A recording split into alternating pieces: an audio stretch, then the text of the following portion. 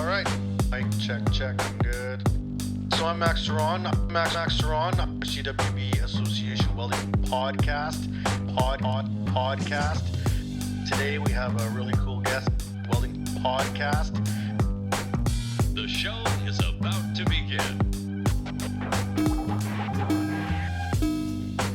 Hello and welcome to another edition of the CWB Association podcast. My name is Ceron, and as always, I'm checking under every rock and cranny, climbing every tree, swimming through every mountain, and climbing every ocean to find the coolest stories I can across this beautiful nation of ours. And today I have Martin Howe coming to us from Toronto, Ontario.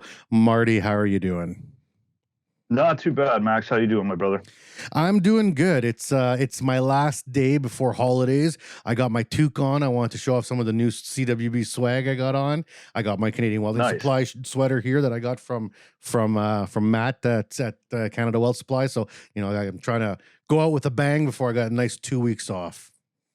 Always got to rep Matt and the CWS folks.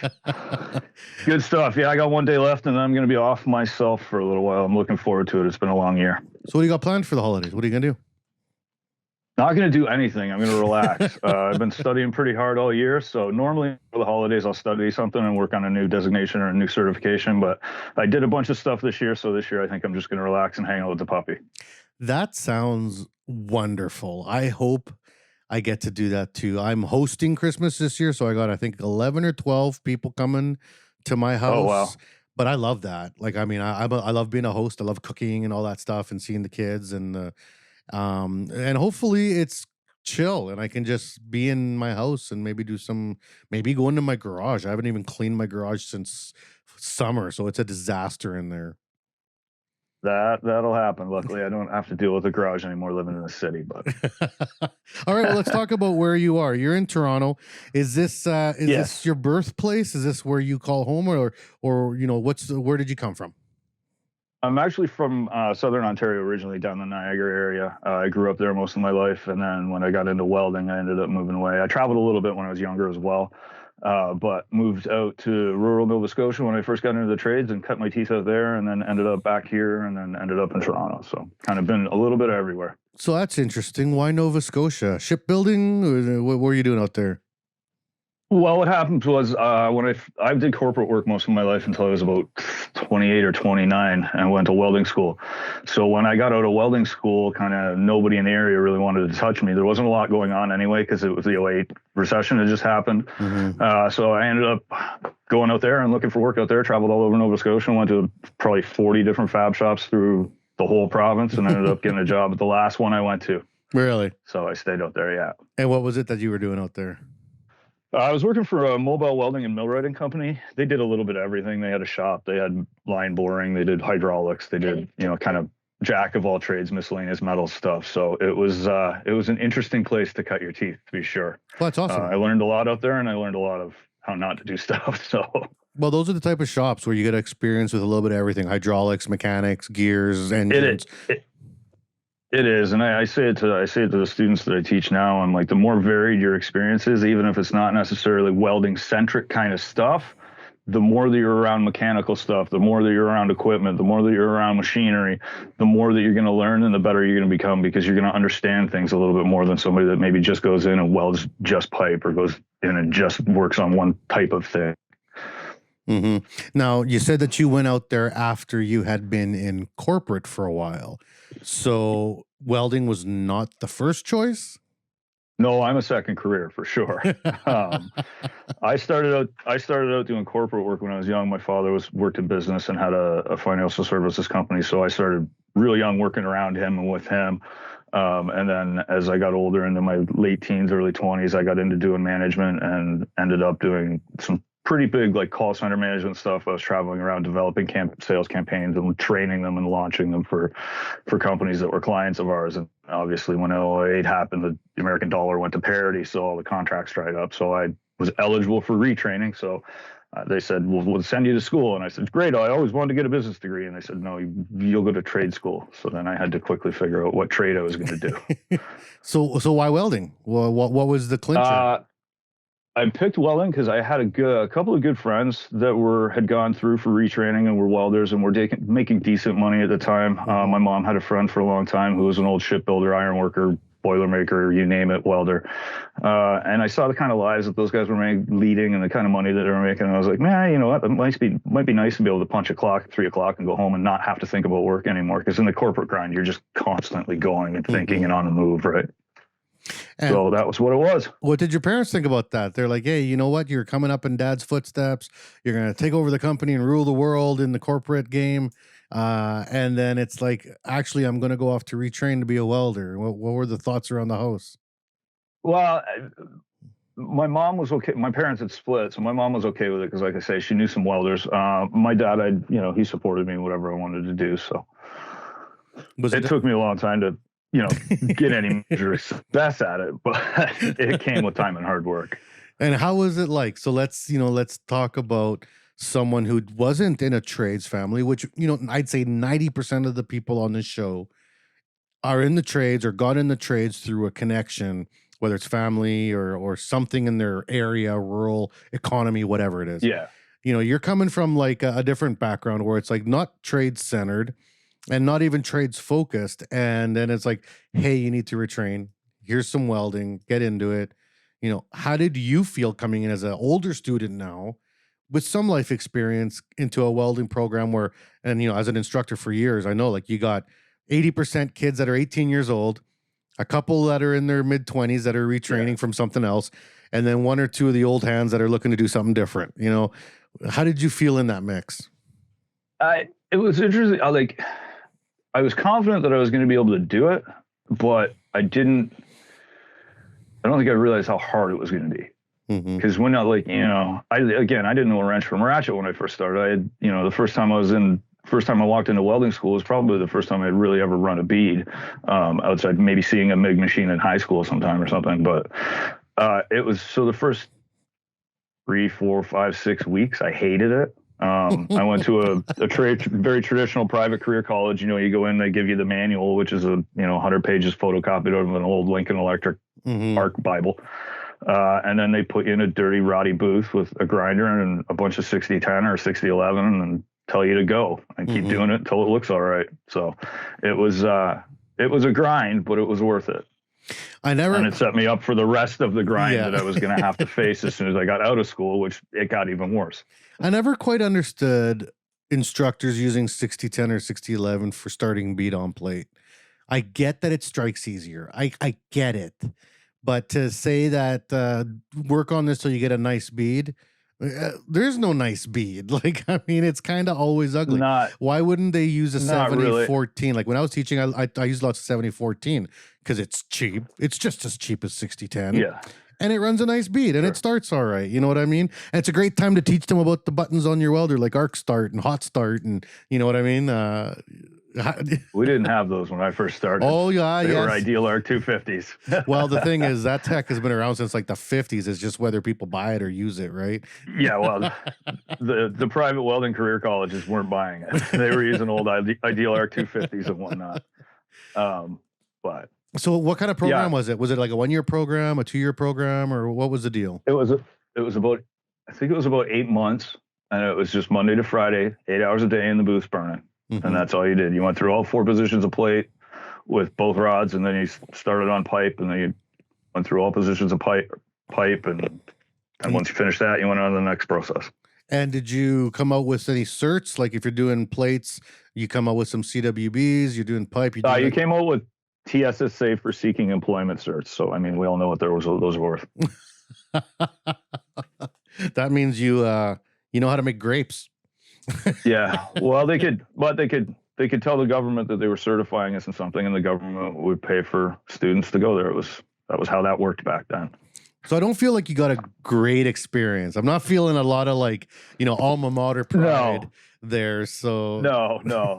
Having gone through that experience, and then having gone through, like, for example, the United Associations training, or even some of the training that I did at Leona when I was with them, you know what I mean? Leaps and bounds difference. So there's levels to this game. And I think it's a shame that sometimes these private colleges, and even sometimes the public colleges, aren't giving the best education that they necessarily could be doing, because it's important education, and we're going to need people that are good at this craft.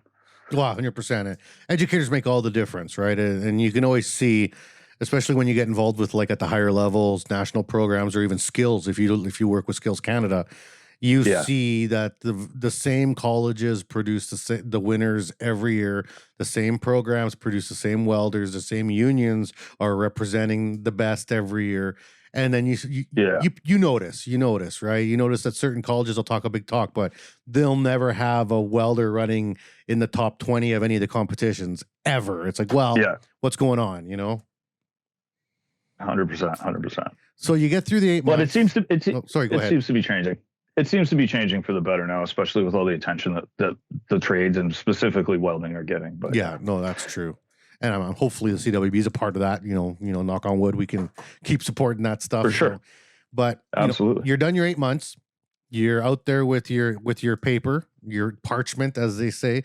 You got your parchment, because you can't even really call it a cert, because it's a cert for what, So you got your parchment, and they send you out into the free world. And at that point where you're like, you said you couldn't find any work, and you headed out to Nova Scotia.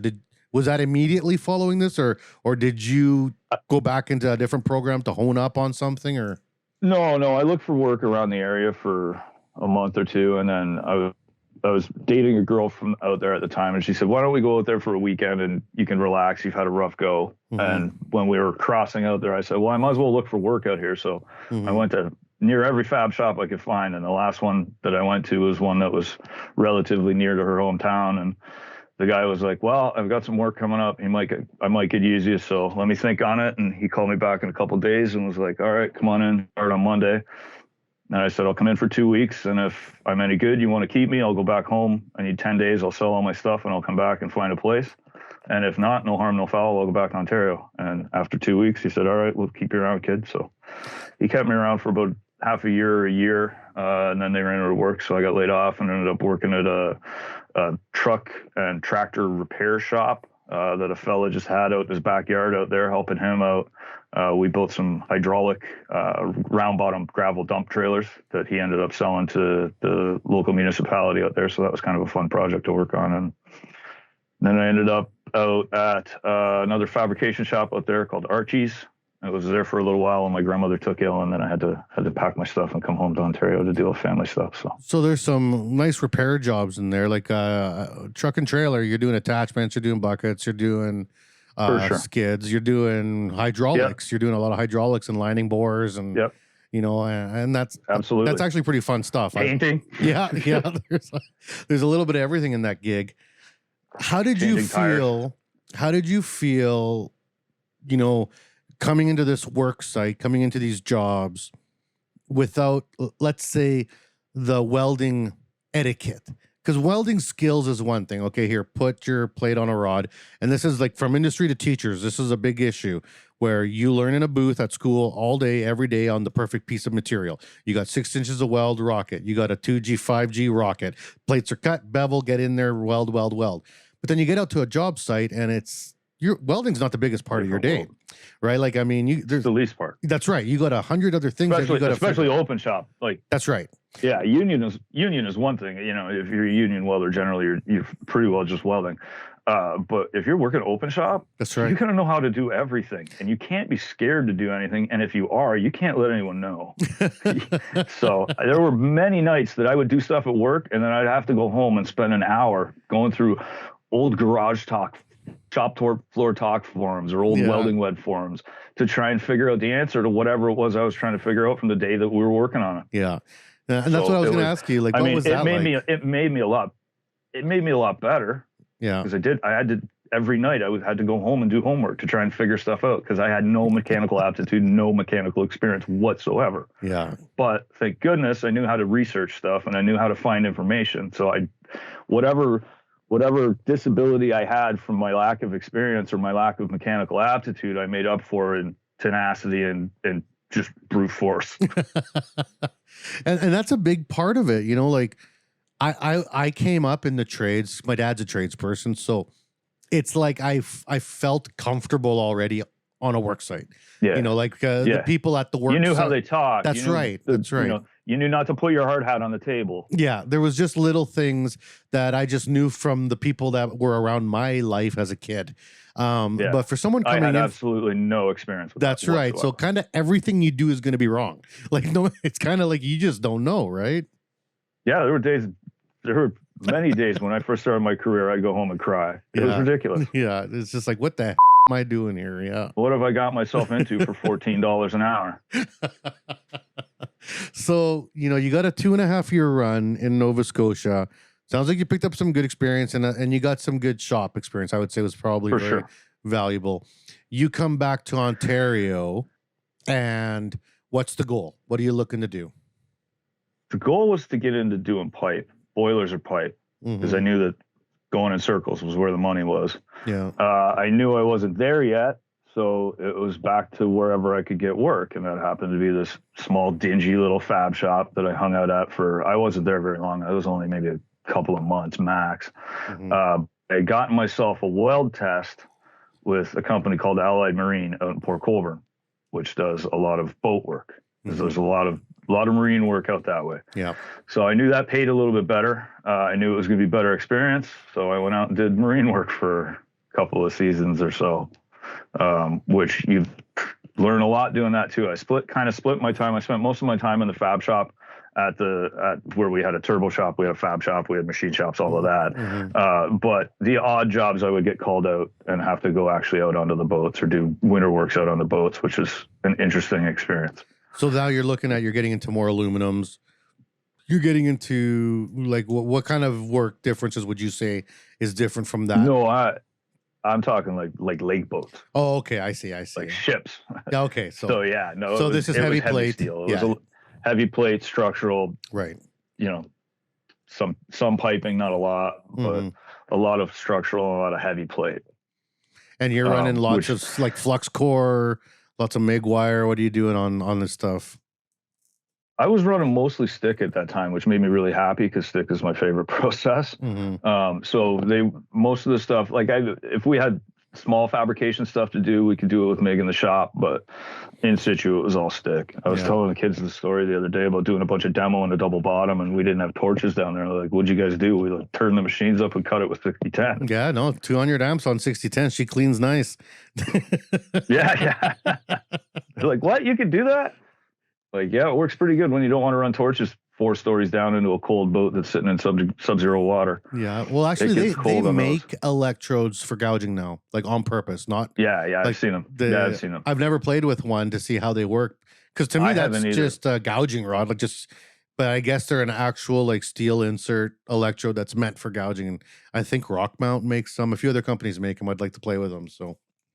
Yeah, I should see if I get my hands on some and play with them at the shop. So for any suppliers listening to the episode, you can contact me through my email. I will gladly take some demo rods to burn in my garage, and I will film it. And but beware, I will give an honest review. So sometimes that's not always a good thing. So depends what you expect out of them. Yeah, I guess it is what you expect. You're not looking for glass cuts with a 6010, but I mean it'll get the job done. Yeah. No, so I learned a lot in the fab shop. I worked with a couple of old hands in that fab shop that were really, really, really good. It was that's probably the first place I can remember working with guys and being like, oh, okay, these are the kind of guys I want to work with. And, you know, they would take you and teach you and be patient with you. And they were all like that. They were all good guys. So there was one guy in there that taught me a good amount about fabricating. It really helped me in my career that way. So I did a couple years there and then managed to get myself into the boiler shop that I had set out to get into at the very start of my career. I managed to get my skills up to where I felt good enough to test in there and was able to get myself in for a test and got in there. So at this point, have you been pursuing an apprenticeship? Like with these jobs, have you been logging hours? Were you even thinking Red Seal? Because like, I mean, this is still time in, right? Yeah, to be honest with you, I don't even think the Red Seal existed back then because we're talking. So Red Seal's been around since like 1940 something, but it was welding Red Seal.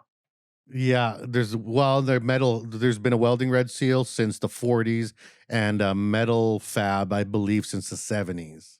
Yeah. Anyways, no, I wasn't. None of this was counting towards anything. Yeah. Nobody had told me anything about it. Nobody had Even given in, me the even in the option. even in the school, like when you're taking those 8 months, no one was like, "Hey, this is hours," because I'm sure that school could have signed off on hours for something, right? No, it wasn't a thing. That's so interesting because out west, red seal's the game, right? Like you want to get Yeah. that red seal to get top Well, dollar. where I'm at now, it's the game too. But Yeah. it just in that area of the world, I guess at that time, it wasn't a thing. Well, it's still a big struggle in Ontario. Like, man, the amount of meetings I go to where I'm talking to colleges in Ontario and they're like, they have no idea how the red seal works. And it's No. like, what are you talking about? Like, what's like, if you don't give students a big goal, like a big star in the distance. Here's the end game. Yeah, here's the end game, and now here's the steps we got to take. That's to get right. there. It's really tough to be pumped out about your career if your end game is just finishing class. Well, big whoop. Yeah. Big whoop. I'm done What does class. that mean Like, in the so what, right?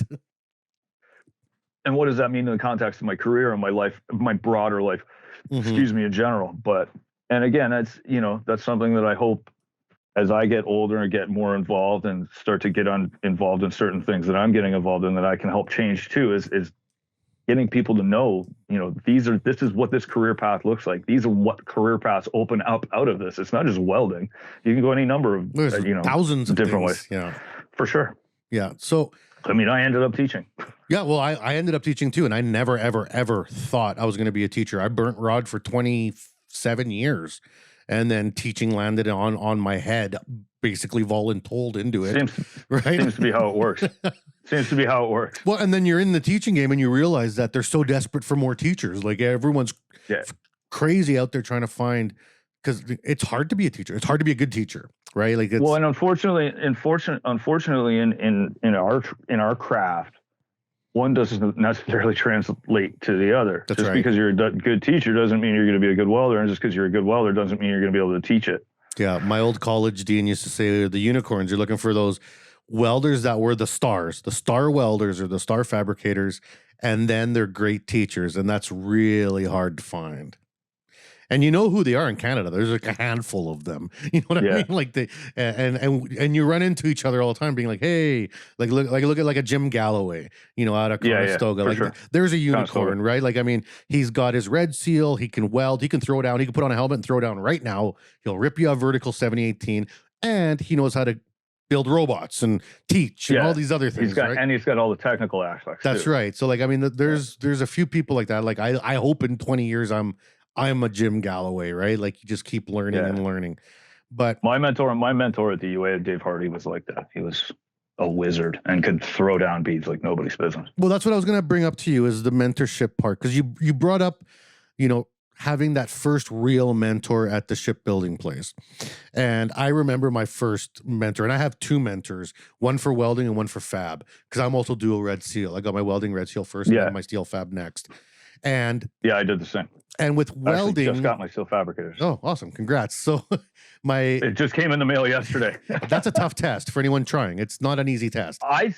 My students asked me after I wrote it. My welding students asked me, they're like, "How was it?" I was like, "That was harder than my welding red seal was." I mean, in fairness, I wrote it without ever having formal fitting education. It was just based on what I had done in the field and what I knew from working in the field. I did the same thing. So that for sure made a difference. Yeah, because I just challenged for it. So not an easy seal. So like my welding career, I feel like my welding mentor was great in teaching me like the things about being patient and watching and learning from others and all these things about welding, like that you got to watch. But there was tons of great welders I met in my life that I found I learned a little bit from. Fabrication is a whole nother game. And I know very few people out there that I would say are really top-notch fabricators that can also teach, right? When they don't even bat an eye at a project and you just got sheets of steel and you got to turn that pile of steel into a vessel. And they know how to do the forming, the cutting, the round, the squared rounds, transitions, the piping. Every piece of it, they just got it. and estimate it. That's right. That's right. So I had a mentor, Terry. He passed away from cancer a few years ago. But like he put me on that track because he noticed that I was real good at math and I was a little bit keen. And he's like, hey man, like if you're good at math and you're kind of keen, you should jump down this fabricator stream because this skill is way more in demand than welding. And I was like, really? And he's like, yeah, like let's try. And like for you having that mentor who's going to pull you aside and teach you fabrication, I feel like that's almost necessary in the fab game because there's really very few, if almost no schools to do it at. No, and even like a lot of the fab that I learned was stuff. I used to go to the library and get books, old 1950s and 60s. Yeah, I got mine right books, there. Metalworking books. Yeah, and sit home and read them. There's not a lot of people that put that kind of effort in. Mm-hmm. So when you do, and then if you're a little bit sharp and you really care and you have the opportunity where you've got a shop where you can put those skills to use, because not everybody does. That's right. Most welders work in weld shops where they don't really have a lot of fabrication equipment. But, yeah. I agree with you. It's a really important skill. And I think it makes for a better welder too. Well, and the industry, I don't think understands that because you see postings online, go today and be like, what jobs out there. And all these shops across Canada, US are like fitter welder. We want a fitter welder. And I actually get pissed off at those ads because it's like, well, pick one. Do you want a fitter or a welder? Because you're talking two different things. And to say you just want a fitter welder, do you really mean that? Or do you just are you talking about a welder putting stuff in a jig, tacking it and welding it? Because you're talking about the guy doing the layout and bending and that's right, tacking and welding. Because that's a different thing. And if you're just going to hire a fitter welder, I expected like $8 to $10 more as a fitter than I did as a welder. So I'm not even going to look at an ad that says fitter welder because I'm going to be like, yo, you don't even know what you want because which part of the game it is it? And if you're just looking for a welder to do some tacking, more power to you, but that's not fitting, right? No, if the jigs are already built and all you're doing is cutting and putting it in. Yeah. I mean, bless for all the people out there that need it done for sure. But I think that the communication, even the education for industry is lacking in terms of do they even understand what the fabrication expectations are, fitting, welding, pipe. It's kind of blurry lines around. Yeah, it is. And let's hope with technology, some of those lines get a little bit less blurred and everything gets a little bit more clear cut, simple. We can hope. So tell me about your journey into the Red Seal, because you said you weren't really, it wasn't on your radar. You're out there working and something must have happened to say, hey, there's this thing called a welding Red Seal. Are you gonna go down this path? Like you said, you just got your initial whether it's called an initial 6 there or a B pressure, whatever it is, but you said you went for it and got it. Now what? What happens next? So I was there for a little while, and then when I met my wife, we moved to Toronto. And as you do when you move to Toronto, I didn't want to go out to, the back end of Scarborough for $14 an hour to squeeze a MIG trigger. So I did what you had to do. I went waited tables and stuff for a year until I could get myself in with the laborers union. I made a contact with the guy with the laborers union, got him to get me in on a job site, threw a shovel for 6 or 8 months through my probationary period, then use that to get all my safety certifications, and then use that to get my welding tickets back, and then I use that to get into the UA, which I used to get my Red Seal. Okay, so you got your Red Seal through the UA. You'd be local 4-6 in Toronto, right? Yeah. So local 4-6, big union, strong union. I think what's Ray Lemieux still? I think in that a part of that one. He's the welding specialist for UA Canada. Right. I think 20 years ago though, I think he was there. But yeah, he was a 527 guy too, I think. Okay, all right. So you get into the union. Great fella. Oh, he's awesome. I love him. He's a fun guy to have a beer at a table with until 3 a.m. That's for sure. I've never had the privilege. I met him. I've actually been talking to Ray for years online, but I had met him for the first time at our Ann Arbor ITP this year. So. Right. So you get into the union, and this must have been a bit of another switch and shock for you for culture, because from an open shop fab world where it's kind of fend for yourself, learn it all. Everyone is expected to kind of know a little bit of everything, to the union environment and the union UA. You know, this is all streamlined. Everything's on the books. Everything's got a place. Everything's got a path and a process, right? What was that like going to you? Like, did you love it, or were you like, there's too many rules? No, I loved it because again, I came from a large corporate background, right? I was working for in some cases Fortune 500 companies, you know, handling massive amounts of responsibility for them.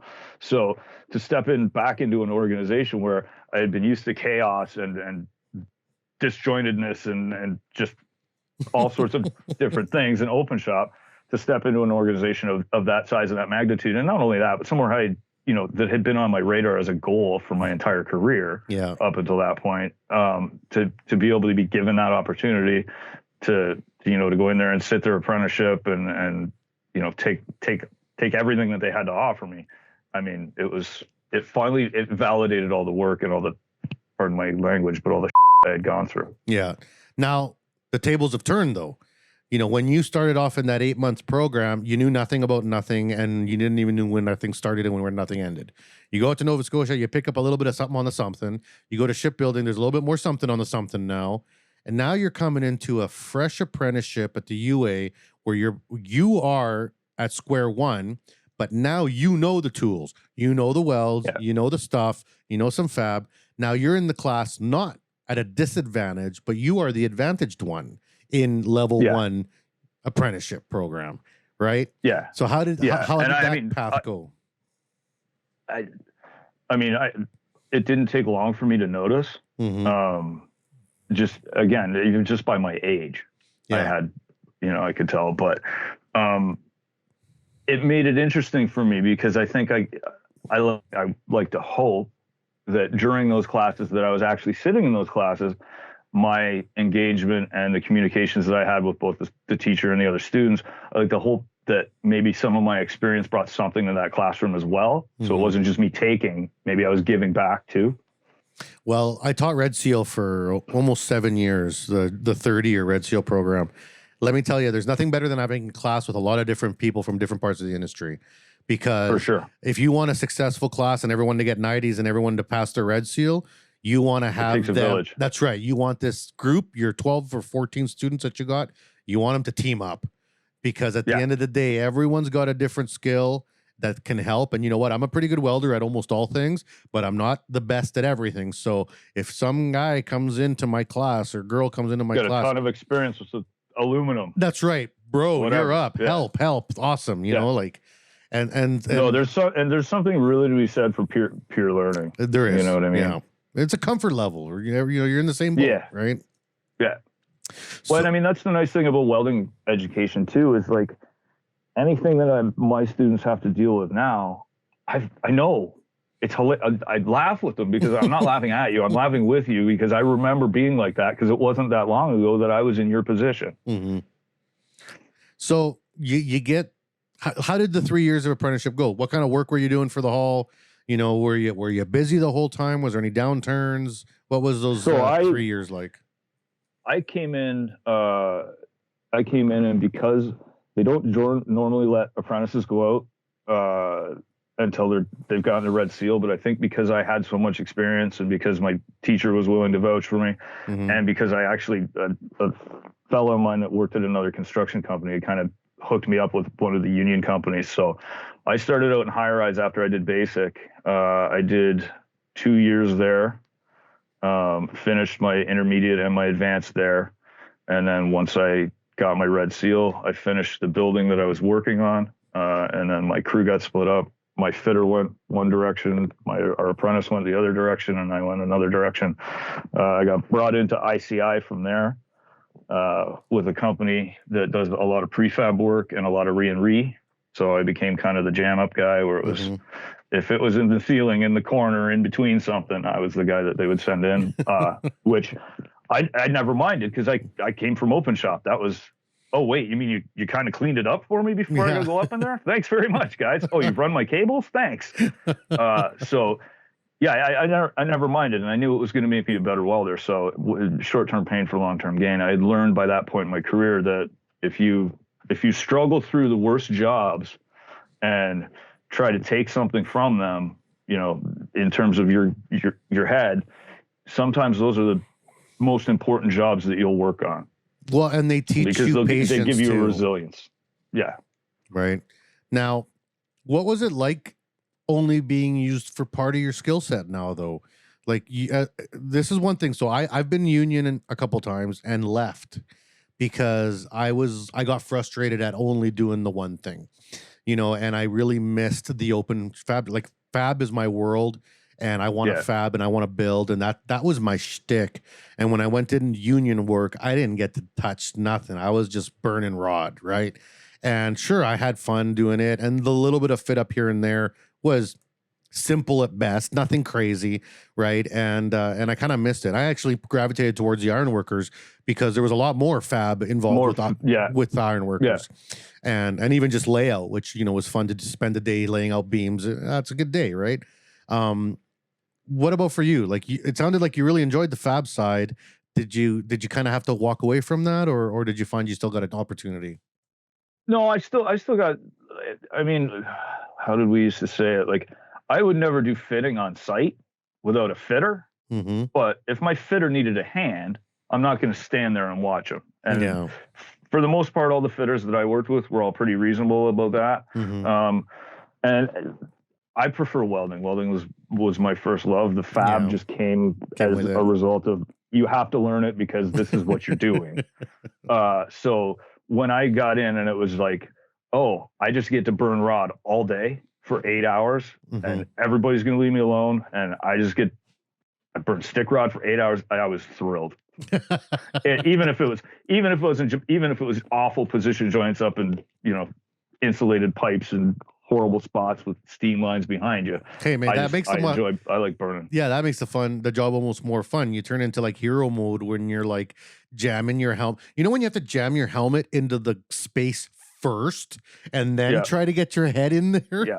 Once you get to that point, you're like, okay, once you're pulling out the sock hoods, you know you're serious. What do you mean pull out the sock hoods? You're taking an old t-shirt and cutting a hole in it and sticking a lens on the end of it. Sock hoods are for fancy people. I got fancy money. I'm talking old t-shirts. Yeah. Just tape it to the TIG wire. Yeah. No, you're good, man. Travis Field style. Yeah. So here we are with your fab ticket. Your welding ticket, and you're out in the field. Let's take our break now. When we get back, we'll talk about, you know, where that led for your career after, you know, you got your red seal and you're down the UA train. Sound good? Perfect. All right. Well, we're going to take a quick break here with Marty, and we'll be right back after a break. And you guys don't go anywhere. Stay tuned. The CWB Association is new and improved and focused on you. We offer a free membership with lots of benefits to anyone interested in joining an association that is passionate about welding. We are committed to educating, informing, and connecting our workforce. Gain access to your free digital publication of the Weld magazine, free online training, conferences, and lots of giveaways. Reach out to your local CWB Association chapter today to connect with other welding professionals and share welding as a trade in your community. Build your career, stay informed, and support the Canadian welding industry. Join today and learn more at cwbassociation.org. And we are back here on the CWB Association podcast. My name is Max Ceron. I'm here with Marty Howe, coming to us from UA 46 in Toronto, Ontario, and talking to us about his life. So right before the break, we talked about how you finally got that red seal, and you got this ticket in your pocket that's forever. It gives you work kind of anywhere in the world. It's, you know, this is the beauty of apprenticeship and of standardized welding procedures and that whole part of the journey. A big part of our audience is in parts of the world where they have no apprenticeship, or they don't understand apprenticeship. We're going to be releasing this episode actually on International Day of Education, January 24th. So give us your kind of 5-minute rundown on apprenticeship from your point of view in terms of the UA. I'm going to put you on the spot right now, you know, and say, you know, Marty, if you could explain to me what apprenticeship is and why it's important. Well, first of all, it's important because when you come out of it, you're not in debt. That's coming from a finance background, that's the biggest thing. Yeah. Is it doesn't cost you anything. You're earning the whole way. And with what we do and the type of work that we do, it's not something. I came from academia. From my mothers were all half my family are teachers, the other half were business people. Mm-hmm. So those are all skill sets that you can read a book and learn and apply them. Mm-hmm. You can't do that with what we do. There's a touch to what we do. There's a familiarity. There's a body mechanics. You're using your body, your hands, and your mind. So an apprenticeship allows you to develop those skills over a longer period of time. You have 5 years to get to where you're proficient at your craft without any fear of, we're not trying to get you there faster so that, we can make more money from you. It's a very structured program, and you go through and you learn in stages. You build a foundation, just like at building a house. You start with a good foundation, and you build knowledge on top of that. And with that knowledge, you come experience, and with time, you get more experience, and then you add more knowledge on top of it. And by the time you're done, you've got a really solidly built building. Yeah. It's just, I think the work experience aspect of it is really what's key. Mm-hmm. And I find that so interesting because I have lots of educator friends around the world, in the U.S., Central America, South America, and a lot of these programs don't exist unless you're in a hall. So like in Canada, we have a national apprenticeship system that really, you can be an ironworker, welder, a pipe fitter welder, a boilermaker welder. Right. There's a whole slew of unions. But even if you're not union, because I got my non-union, I was able to get in on a company and say, hey, I want to get my red seal welder. And they were like, let's go, let's do it. And they indentured me. And it was a little bit different because I don't have as structured, but I can still get to the same goals because I have to learn the exact same things you did because it's in the book. It's like, Google it. Red seal welding, and every single welder it'll in this tell country, you what you need to know. Exactly what you need to know. And I'll run into a pipe fitter welder, a ironworker welder, a boilermaker welder, and me, a non-union welder. We all got red seals. We'll sit in the same room and we're talking the exact same language. Yeah, 100%. And I say that to my students. I'm like,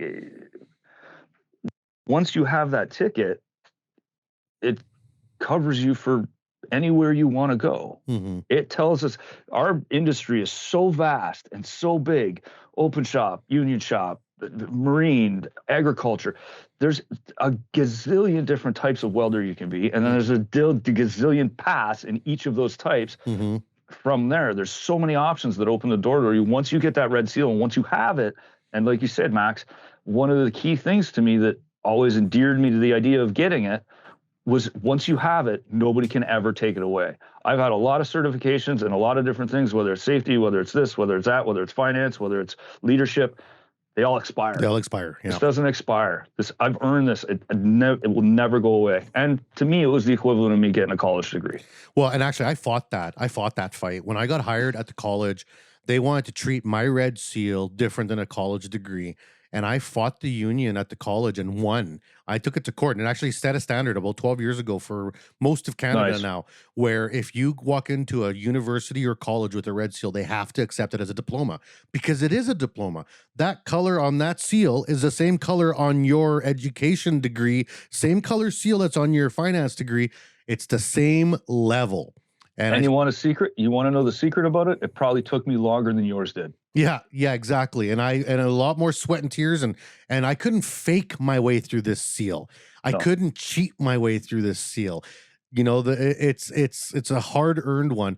And I remember being at the college and they're like, "Oh, this is where you're gonna get paid." I'm like, "Well, why?" And you know what tipped me off is because I went to university for philosophy. I also had academia, and they're like, "Oh, well, your university will get you this much, but your trade will only get you this much." And I was like, "Back up. Let's go here then." Yeah, like what are you talking about? So what you're telling me is that you're going to go here exactly because I have two. And they're like, "Well, no, you only have one." I'm like, "No, I have two." And then when I got my steel fab, I'm like, "Now I have three. Give me another bump." And I had to set that precedence because I was choked. I was like, "So you're at actual college and you want me to teach kids that this is the way to go?" And the very same college is limiting me on where I can go. Or Or I'm not going to sell this juice unless I can drink it too. You know what I mean? Yeah. Like, Yeah. What's good for the goose is good for the gander. That's right. That's right. So, it is great. And I think anyone who gets a red seal should be very proud of that. I've run into welders who are like, oh, I got a red seal.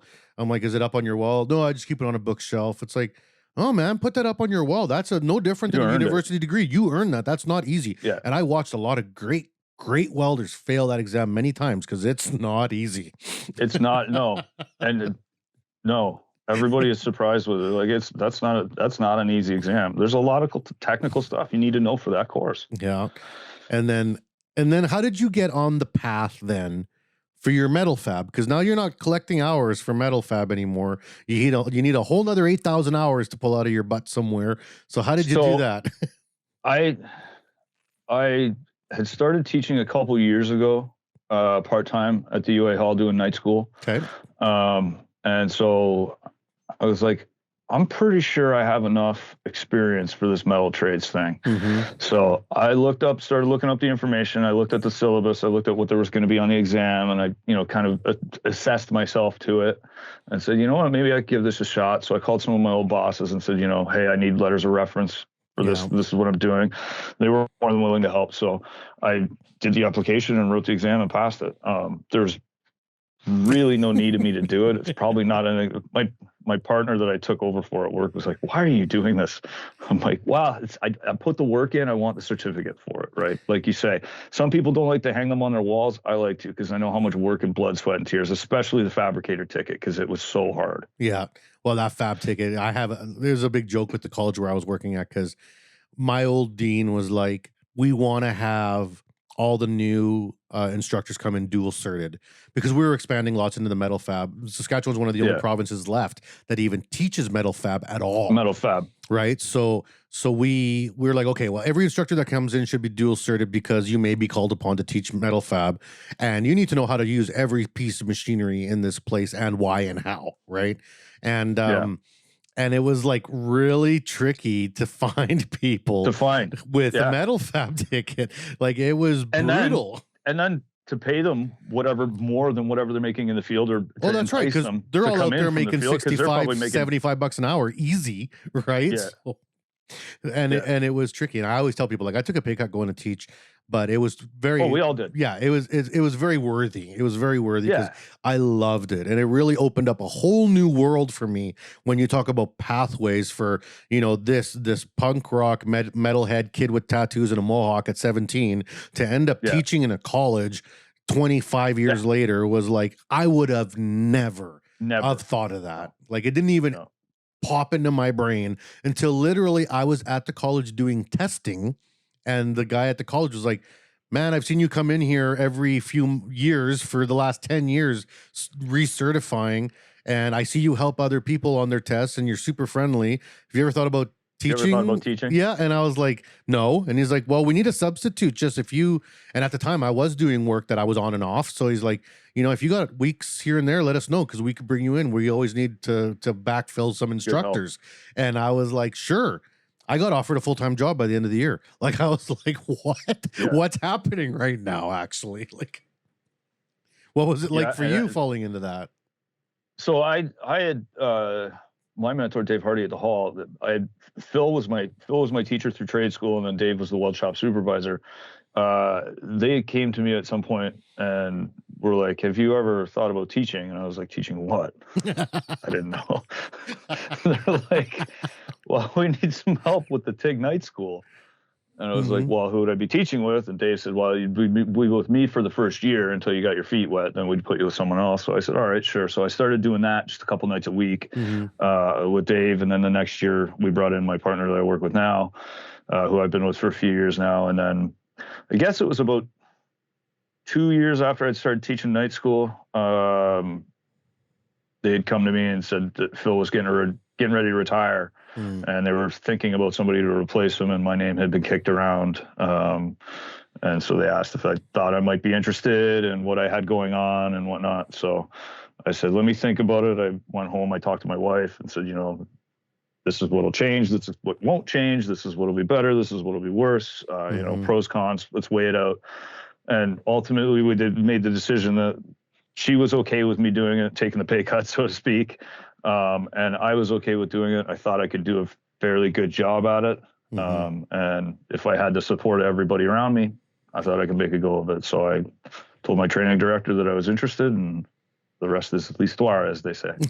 As I said, my dad and his brother were all business people, but my aunts and my mom were all teachers. So my cousins, et cetera. My aunt's a principal, one's a college professor, the other one, I got a cousin that's a college professor. So the teaching I come by it honestly. Well, that's what I was going to ask you. That's that skill, that family skill set that coming around the horn now to help out. Yeah. Right? Yeah. And it was, again, because of my corporate experience, I developed and executed on training curriculum and training programs for not for welding, obviously, but standing and delivering a class is standing and delivering a class. As long as you understand the content and what you're trying to get across, it wasn't entirely foreign to me. So I like to think that I made the transition okay.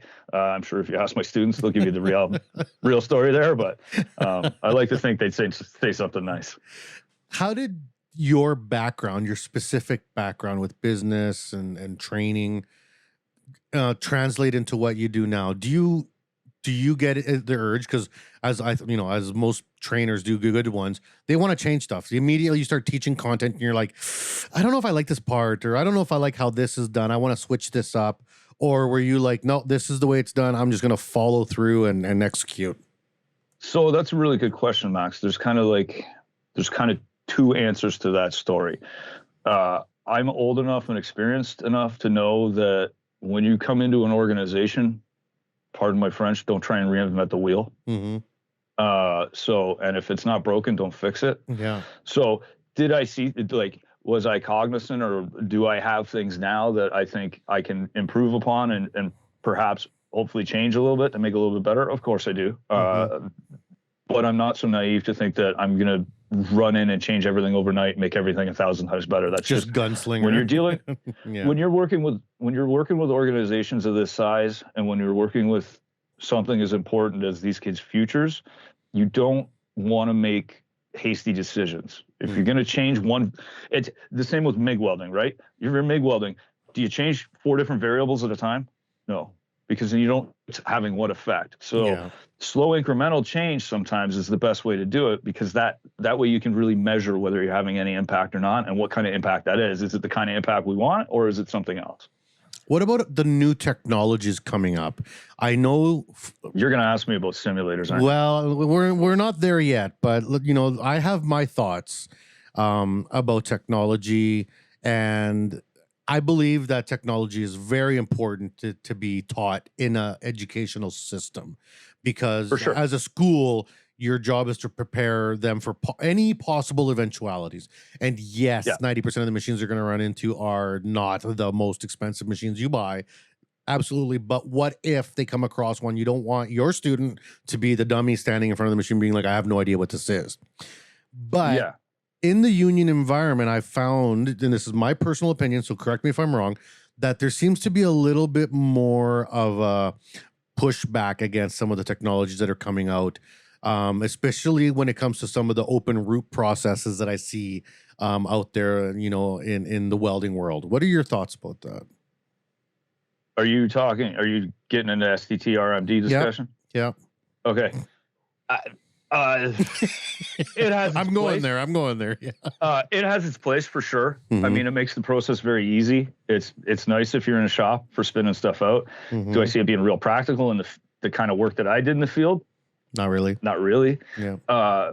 But that's not to say that it doesn't have its place. Every process has its place. I was at a demo the other night that CWB Association put on for laser welding. Yeah. And, like the guys from IPG were saying, is this going to change the world? Maybe it will, maybe it won't. Is it going to get rid of stick welding and MIG welding and TIG welding? No, but it'll find its niche and it'll have its spot. And those processes will do the same.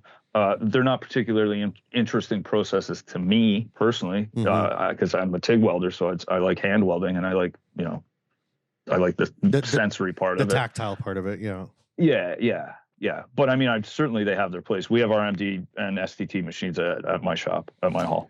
Are they included in the curriculum? Are they part of the standard curriculum? Because I know I fought tooth and nail in Saskatchewan to get modified waveforms added to the GMAW curriculum because they really didn't want it. And then I had to fight apprenticeship for allowing a modified waveform to not, that's the generic name, for the open root welds on the red seal. Because there is that open root MIG flat in red seal that you have to do, and I was like, well, can I do it with STT machines that we had? And they're like, well, no, and I was like, well, why not?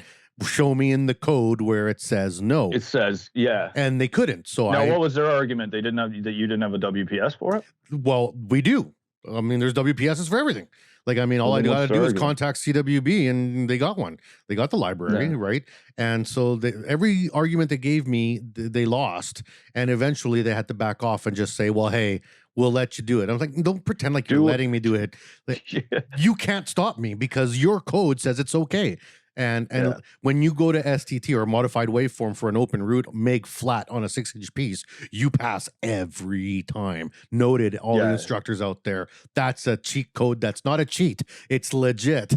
It's pretty straightforward, and it's pretty wild what you can do with it.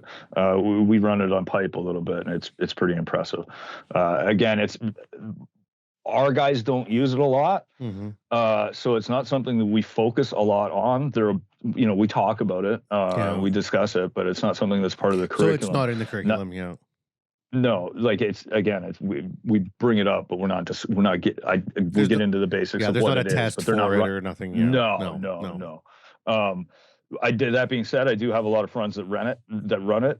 Union guys that work in union shops that's all they do all day is run RMD or STT or modified waveform, whatever name you want to put to it. And they love it. So it definitely has its place. Now, what about, the dirty simulator word? Do you see a place for this in learning institutions or not? I was an early adopter at our college for a simulator and then found that it gathered more dust than use. But now on this other side of the fence that I sit on as a director for the CWB, I do see where it fits, but I don't know. It's not colleges, that's not where it fits. You know what? Okay. So where I saw it that I was like, you know what, that's a really good execution. And I can get behind that is we had former Minister Monty McNaughton, who's the former Minister of Labor for the PC government here in Ontario. He was out at our hall doing an announcement or something, and they brought in one of the mobile training centers for that they take around to the high school kids. So it had, a heavy equipment operating deck, it had a welding deck, it had, different areas that you could go to. That's a great opportunity. Something like that where you're going out to say high schools or even elementary schools, where you don't necessarily want to give the kids the exposure to the big, heavy, loud machines that energize, whatnot. Yeah, take a simulator out there. This is what it's like. But I think, like you say, when you start getting to the college or post-secondary level, or people that have had experience with welding before, part of the joy of welding to me is the noise, is the heat, is the action of it all. And I think you lose some of that with the simulators. Now, that being said, like I say, I think, for using them to introduce younger kids or younger generations, or, people that are apprehensive for whatever reason. Or disabilities. Because of the sparks. Yeah. Sure. Absolutely. Yeah. Absolutely. And I mean, speaking of disabilities, there's no reason anyone can't weld. I mean, I learned with a bum hand. Yeah, well, and I got friends that are deaf. I've got friends in the Red Seals that missing arms and missing a foot, and I got a Red Seal buddy with a wheelchair. Like, I mean, I in my 30 years in the industry, I have now lost any reason why anyone could not be a welder, unless you're completely blind. But even then, I bet there's a way. I bet if you really wanted to figure it out, because let me tell you, like you talk about sensory, I walk into the front of a shop. Walk in the front door of a shop, I'll take a big whiff of the air, take 5 minutes or not even 5 seconds, 10 seconds to listen, and I'll know the process that's being run, the type of material and the type of weld and the type of rod, just from smell and sound. You I mean, you get to the point where you just burn rod. You don't even have to look at it. You know what's going on. Like, especially if it's jet rod. Yeah. Yeah, you're throwing down some 70-24, 532. Man, you just walk away from that and come back after coffee. It's good. Like, I was trying to explain it to the kids the other day. I'm like, it's just, you just lay it down and it just goes. yeah. And they still use it lots for 4-plates. Ironworkers still use lots of jet rod. Oh, for sure. Yeah. No, it's a great rod. No one calls it jet rod anymore, though. That makes you old. Did you know that? Does it? Yeah. They still call 6013 farmer's rod? Yeah, they do. Well, I do because I'm old, so I'm probably the wrong person to ask. But I got all those old names for it. But back in the day, people asked me. A student asked me once why they call it jet rod, and the company that used to make jet rod had a little picture of an airplane on the rod. Yeah, and so jet. a little jet on it, and there's jet rod had a little jet on it. They're like, really? Because now jet rod doesn't come with a jet on it, so they have no idea what you're talking about. Like. Generational differences. It is. And what do you do? I mean, they'll learn. I wish they still put cute little cartoons on them, but I guess not anymore. So the stories will carry on. Yeah, the story will carry on. We'll keep the dream alive, buddy. We'll keep the dream alive. So, as an instructor now, there's kind of two schools of thought for teaching. One of them is, and I think both are needed and both are important. There's the instructors that really get passionate about their students and want their students to pass and be the best they can be.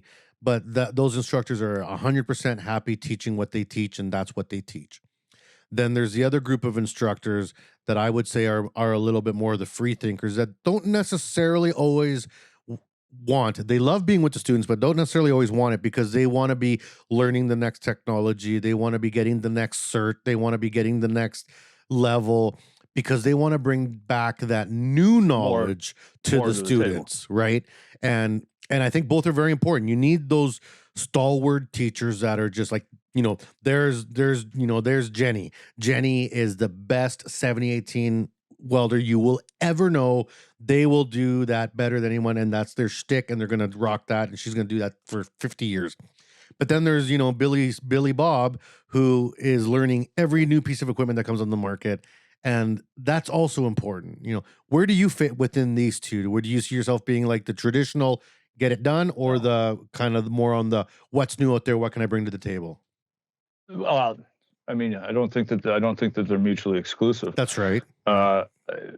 Certainly, I think that my own personal education and training record, even this year, I've done my 437A Red Seal, NCSO designation. Safety officer. Yeah. Just finished my CWI with 31.3 endorsement. I've just got on 2 technical committees. I've just volunteered with CWB Association Toronto chapter. I think my resume in that regard speaks for itself. Yeah, you're reaching out. Now, again, that being said, I also don't want to, I'm only new to teaching. This is my first year. The fellow that I've taken over for, who's been doing it forever, Phil, God bless him. I'm not gonna come in and change everything that he's done, because what he's been doing has been working for 25 years. Yeah, now, you're not if I can add to it, if I can add to it, and if I can grow along with the students and give them a better experience every class, and bring it every day, then I think I'm doing my job. But I never want to stop learning. I love free education. That's why I joined the union. It's because I get a bunch of free education. My health and safety education's all been paid for. All of this stuff. I get tons of education. And if I'm not immediately getting paid for it, I'm getting work that's allowing me to afford to be able to do it. Yeah, I heard someone say that to me once, a long time ago, being like, why do you keep signing up for training? It's not like the company will pay you more. I'm like, yeah, this company. Yeah, when I leave here, guaranteed the next one will, because I have all this training. Like, and it's validation to me that I know what I'm doing. You know what I mean? Those certificates that hang on my wall, or that are gonna hang on my wall, will let me and everybody else know that you put the time in and you earned it and you know this stuff. How did you like the NCSO course? How did you like taking the nationally certified safety officer course? It's National Construction Safety Officer. That's what it's, right. I did it kind of by accident. When I was with the laborers union, I took a bunch of training. I took everything I could, specifically health and safety, because that was my first union gig. It was the first time I'd been able to take safety training that, wasn't ridiculous. So I took a bunch of it, and because I wanted to know about all the risks that I had taken in open shop and all the things that I had been exposed to in open shop that I maybe didn't even realize. So I did a bunch of safety training with them guys, and then made it over to the UA and focused more on my red seal and getting my welding tickets and things like that. But then once I got my welding red seal, I was like, I'm only three courses shy of being able to challenge for the NCSO. I might as well do that. So then I got the NCSO, and then I did the 437A, and then I did the weld inspector. You know, it's funny. My brother just got his NCLI about a year ago. He came up through scaffolding, got his red seal in scaffolding, and got hurt. While he was hurt, he took a pile of safety courses, and the exact same thing happened. He was like, well, I'm already almost all the way there. Why don't I just finish this off? Might as well. Yeah, I've got a friend who's a site super for PCL out here in Toronto, working on big projects, and he's doing the same thing. He's like, I've got all the courses, I might as well just challenge it. Yeah, it's a big one. I don't think people realize there's only 700. There's less than 700 of them in the country. Maybe I should get mine. I need to. It's a good one because it's like mine. I'll never be able to get mine again because I don't work in the field anymore. But it's a field designation, so you have to be able to prove that you've been working in the field for the last X number of years or whatever. Yeah. So it's not, you know as well as I do, Max. You get on sites and these safety guys. Some of these kids are 3 weeks out of school. They've never been on a construction site before. If I'm a company, I don't know that I want to rest my health and safety program on that kind of judgment. They might have a great plan on paper, but man, paper hits the deck as soon as you're outside. So everyone's got a plan until they get punched in the mouth. yeah, Mike Tyson. So now you're a teacher. What's your kind of future goals now? Like, obviously you said you're loving the training and the free training and eat it up, man. I loved it too when I was teaching. I took as much as I could. Now, as much as I have time for. Yeah, exactly. Now going forward, what's the plan? What's Marty's plan? Teach for 20 years, 30 years, or do you not like to think that far ahead? What do you think's coming up for you? I don't know. The UA will figure that out for me. I'm just going to show up to work every day and do the best job I can. And you know what? That's all I've done since I got in, and it's worked out. They haven't steered me wrong yet. So if it ain't broke, don't fix it. I'm just going to keep doing what I'm doing. Like I said, I'm trying to focus on volunteering more this year, getting involved with some technical committees, doing some work with y'all at the CWB Association, and just continuing to learn. This January, I'm going to be applying to Washtenaw Community College down in Ann Arbor, where we do our instructor training. They do an associate's degree in industrial training, so I'm going to go after that. Nice. There's a couple more CWI code endorsements that I want to go after. And it'll be a conversation with the powers that be at work. What do I take next? Where do I go next? I mean, that's who you ask, right? Is the bosses. Absolutely. I just put in a request to my boss yesterday for some training, so hopefully he'll give it to me. I doubt he'll say no. He's pretty good. So mine's pretty stellar too. So yeah. Now let's talk about your volunteering with the CWB Association, because at the end of the day, this is the shtick. I volunteered since I was like in my 20s in my local chapter here in Regina. It helped me immensely in my career to volunteer. I met mentors. I met people that helped bring me up to be where I am now as the director. Sure. Like, there's no way I could be in this chair if it wasn't for the thousands of people that helped me along my career, right? Now, it takes a village. It does. It really does. And now my job here is to really try to find people like you, people across this world that I can be like, I want to support you in your mission to help the industry.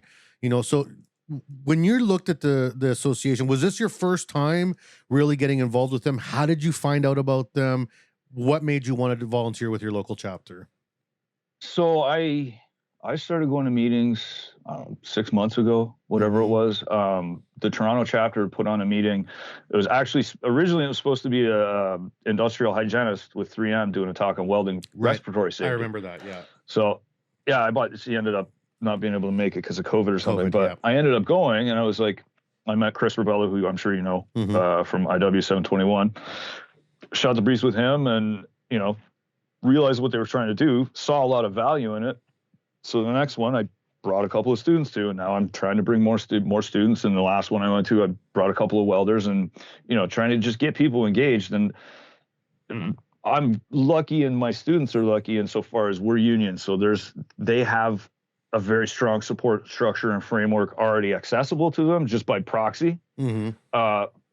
But there's no reason that they can't go get involved in welding as a whole anyways, because again, the welders that I generally tend to train really, really want to be welders. They're nerds for it. Mm-hmm. So they want to get involved. They want to go to this stuff. So why not if learn all this other stuff, you know? Sure. And if I can help open those doors by even just saying to them, hey guys, there's this meeting on Wednesday night. I go there all the time. You should come check it out. We'll have a bite to eat and talk to a bunch of other welders, and not just welders, but engineers, inspectors, association guys, Mm-hmm. code guys. You know what I mean? That opens up a world of access to these kids who may otherwise never get an opportunity to speak to a welding engineer and not really understand what they do. Now you can have dinner with a guy and say, what is it you actually do day to day? How did you get to where you're at? You know what I mean? Yeah. So it opens up communication avenues for them. That's all. Well, and I always tell people, like, in my life as a volunteer, I met lots of other young people my age. Let's say go back in time. I'm 25 years old. I'm welding. I'm just welding. That's all I care about, is just being a good welder. And I'm meeting all these other people, like you said, engineers, fabricators, whatever, whatnot. I live in Saskatchewan, so it's a lot of mining, a lot of ag, right? Yeah. All right, cool. Mining is where I was in a shop and I was like, I want to get in this mining game, because I kept seeing these mining guys like raking in, $6K a week. And just like, I was like, I need to get into that game because it's cool money and I know how to weld. And you start meeting them. But what I didn't realize then, and you don't realize till you're much older, and I try to really let young people know this, is the friends I made then were the future GFs. They're the future site foremen. They're the future leaders, shop owners. They're the future union, stewards. And now I'm 48 years old, and my fellow 48-year-old buddies that I made 20 years ago, they're at the top of their food chain, and we can now make a difference. Those changes that we about 20 years ago, now we're the people in charge, that we can be like, let's do it, man. Let's finally fix these things that we complained about. You're in a spot where you understand each other. You have the shared experience, and he's in a spot where he can pull the trigger and make the work happen. That's right. It's the same thing. I ran around with one particular fitter for a couple of years. He and I were really, really tight. Went to a bunch of different jobs together. We split off after a time, and he's out working at the nuke plant, running a with a white hat now, running the job. I'm at the hall teaching. Our apprentice is off with a white hat, running work at a water treatment plant. You know what I mean? So it's fun to watch that. And I say to the kids in class all the time, I'm like, you have to slow down and savor this. Yeah. Because you only get to do it once. And 2 years down the road, 5 years down the road, 10 years down the road, 15 years down the road, it's not going to be the really tough time you had with the horizontal weld. It's not going to be the whatever bad day you had at this site. It's going to be the relationships that you made and the fun that you've had, and being able to look back and go, look at how far we all came together. Mm-hmm. No, and it's a small world. It's a very small world. Like, I mean, I always tell the story. I did a training program over in Ghana in Africa. And then last year I was up in Edmonton at NATE visiting my buddies out there in the chapter, checking in on everybody. And students from the training program in Ghana were in Edmonton. We're up at SAIT. That's right. They're up in Edmonton at SAIT doing a training, and running into them just like blindly was mind blowing. Yeah. And they're like, Professor Max. I was like, what are you guys doing here? But it was like so awesome for me to see people that I started on a welding journey 3 years earlier now working towards their inspector's tickets at SAIT, because they continued. They stayed on the path. They kept at it. Right? And 100%. And it's like, oh man, like what are the, like, it just, I could tell that story 1,000 times and be like a smile every time. Be like, man, that's the difference that, you're going to make, that hopefully your students are going to make too. Right. Well, I mean, at the end of the day, that was kind of the crux of the conversation I had with my wife, is we're talking about teaching full time and taking it on. Is my impact or imprint on the world going to be more beneficial and more of a ripple effect if I teach for the next 20 years and turn hundreds of people out as welders? Or is it going to be if I just go to the site and do all the overtime and make all the money, and then what do I have at the end of it? What's my legacy? Those buildings or those people? And they're both valuable, but what do you want, right? Exactly. If I can teach 100 people and those 100 people each teach 10 people, then I've taught 1,000 people. Right. So. And, like, were you at the Toronto, maybe that was Ottawa chapter. I go to so many chapter events, but there was a guy named Eric Dickerson. I've been okay. You want a funny story about Eric? Yeah. Yeah, give it to me, because he's an example of ripple effect from just being a welder. Like, Okay, that's right. I'm an example of that. Okay.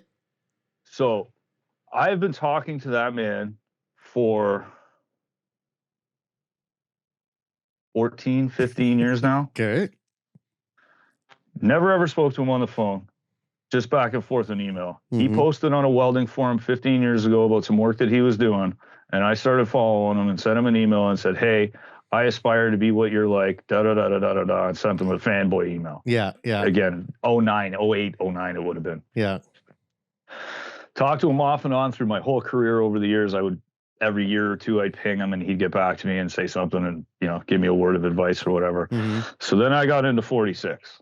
So now I'm into 46. I'm like, this guy's been at the nuke plants. Surely to goodness, I'll be able to find somebody I know that knows him. Ask everybody I know. Nobody knows him. It wasn't until I started teaching and I had a couple of students, they were brothers, and their dad was an old hand in the hall. He came by one time and he's like talking to me. And I said, wait, you're an old Pickering guy, right? He says, yeah.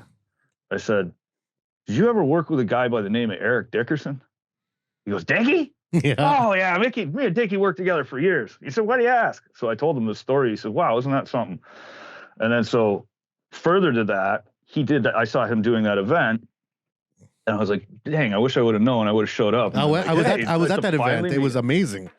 Yeah, that's. I spoke to one of the guys from up there, Kent. He brought a shirt down for me. Yeah, and I said, "How was Eric's speech?" He's like, oh, "Man, that guy can talk. But boy, is it interesting." Yeah, I want to put him on a big stage, like legit. I might fly him out somewhere to put him on a big stage. He's awesome. No, I can't wait to meet him and shake hands with him. It's going to be hilarious because, like I said, I've been talking to him for 15 years and I've never seen the guy and I've never heard his voice. And that there is an awesome example of that ripple effect of, like, welder versus teacher. It's just pluses and minuses of either side, right? Yeah. Because Eric Dickerson is a person who's ripple affected so many people just through his amazing welding. Because that dude is like, I sat through his presentation. I saw some of his coupons, and like he brought a coupon that was like a $20,000 piece of titanium, 1.5 inch thick titanium plate that he had welded out, and it was a fail.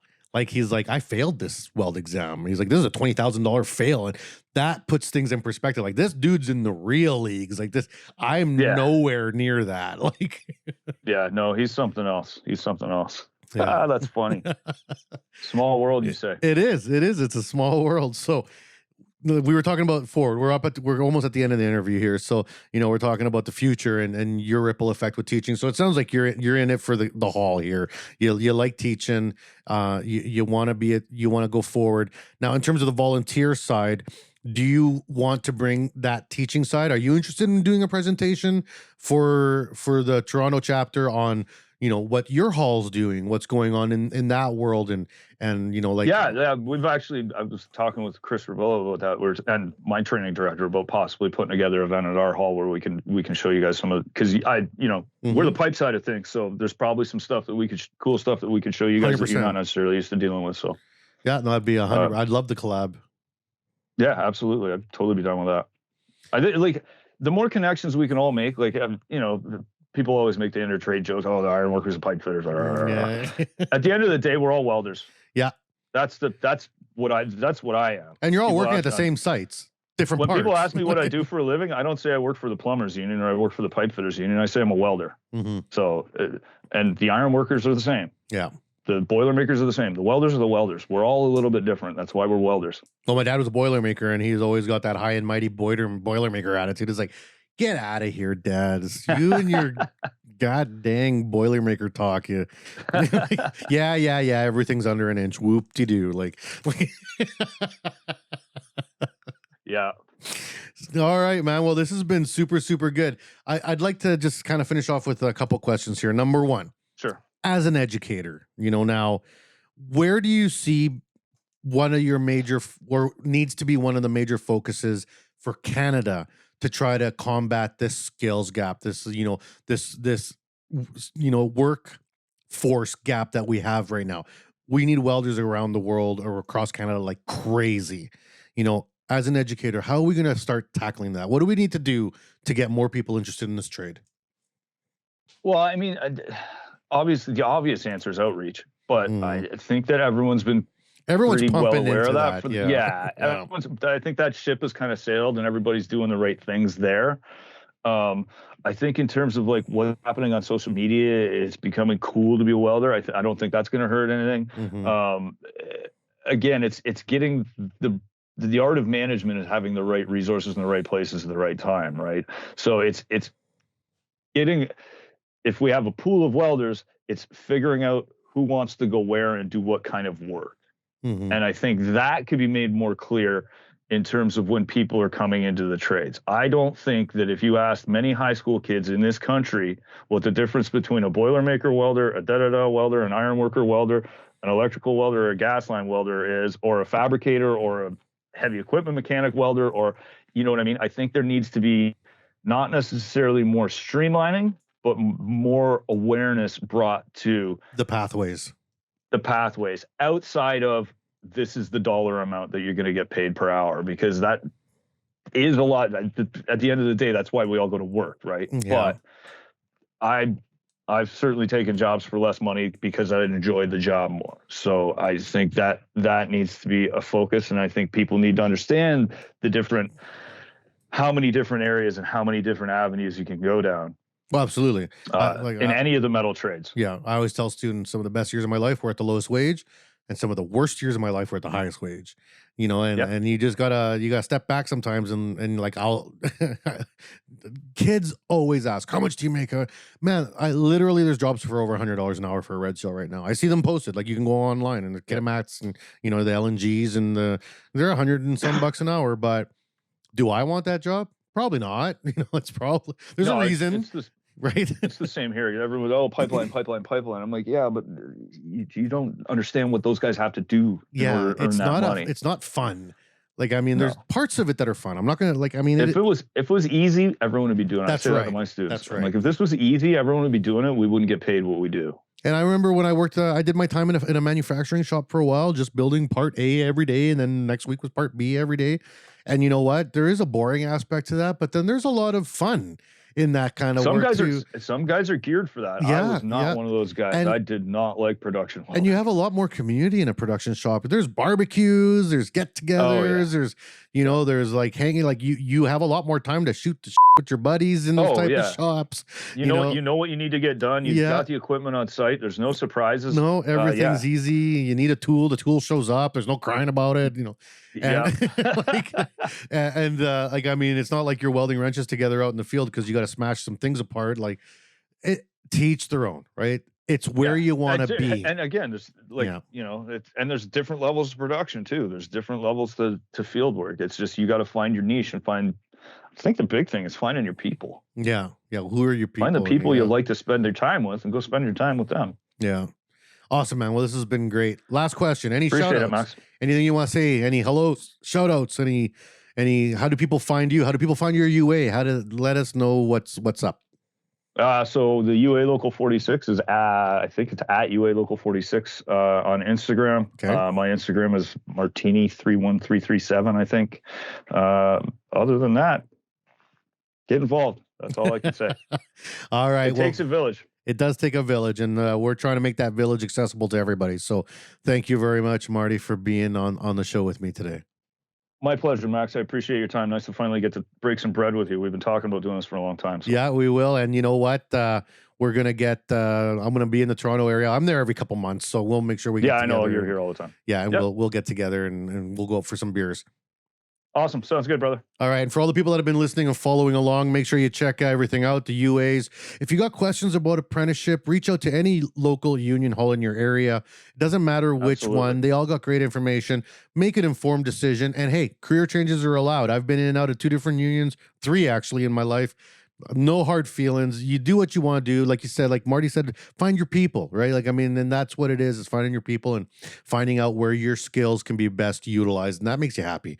It gives you a sense of accomplishment when you can use your skills to achieve something. And keep following us, downloading and sharing the podcast. Thank you very much and take care out there. We hope you enjoyed the show.